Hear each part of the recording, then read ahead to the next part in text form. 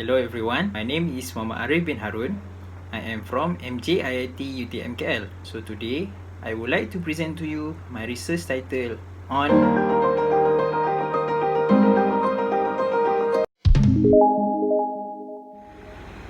Due to the advanced technology of the cooling system, nanofluid is introduced as one of the best discovery of heat transfer fluid due to its advanced thermal performance.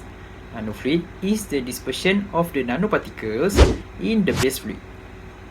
Therefore, by adding the nanoparticles in the base fluid, it will increase the thermophysical properties. However, the biggest issue with the nanofluid is its stability. The nanoparticles in nanofluid have high tendency to agglomerate and sediment due to the van der Waals forces, which can disrupt the enhancement of the thermophysical properties and disrupt the heat transfer application such as cooling. So next, I would like to introduce to you a new green type of nanoparticles called nanocellulose. The special about nanocellulose is it has the same properties of the nanofluid while having environmental friendly properties. Nanocellulose has been used in thermophysical study, cutting tools coolant, car radiator, and pool boiling. However, the base fluid used are water, ethylene glycol. There are no researchers had done a study on the nanocellulose-water with surfactant. So, the objective of this study is first to evaluate the stability of the nanocellulose with the surfactant, and the second one is to analyze the thermal conductivity of the nanocellulose nanofluid.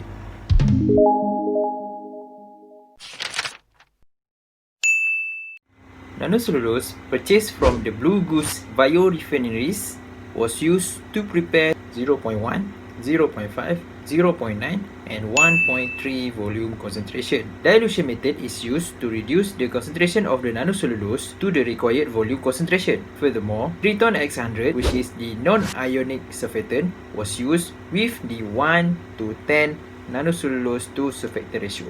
Other than using the magnetic stirrer, ultrasonic vibration is used to increase the dispersion of the nanoparticle in base fluid. Next is the evaluation of stability. For the preliminary analysis, sedimentation observation analysis is done to detect any physical changes in the sample for 14 days. Next, for the final analysis, UV-vis analysis is done to measure the absorbance drop of the samples for 4 days. Absorbance drops is calculated using the relative concentration. For the measurement of thermophysical properties, KD2-Pro is used to measure the thermal conductivity of the nanofluid. The experiment setup is shown in the figure. Next, we will discuss on the result and discussion. The sonication using the ultrasonic bath and ultrasonic probe makes the mixture become more clear and more transparent. The particles of the nanocellulose had been dispersed more compared before the sonication. Then, after 2 weeks, we can see that the samples without the surfactant has obvious agglomeration as shown in the red line and circle in the figure shown. This shows the effectiveness of the surfactant on the nanofluid. Next, the further analysis had been done using the UV-vis spectrophotometer.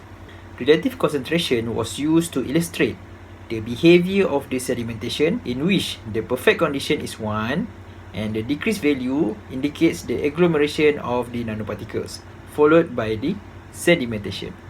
This figure shows the relative concentration comparison between with and without surfactant for all concentration from day 0 to day 4. The results show that most of the sample decreased in relative concentration throughout the day but significantly dropped at day 4. The sample without surfactant has lower relative concentration compared to the sample with surfactant. This shows that the sample with surfactant has higher stability compared to those without surfactant. From the result, we can analyze that steric stabilization was achieved due to the presence of Triton X100. When the polymeric chains get absorbed to the nanoparticle surface, free movement on the nanoparticle in the base fluid is restricted, which acts as the steric diffusion barrier to prevent the nanoparticle from the agglomeration. Next is the thermal conductivity analysis. Thermal conductivity analysis had been done to study the thermal performance of nanocellulose for heat transfer application. Only the sample with the surfactant will be used due to better stability compared to without surfactant. As the temperature increased,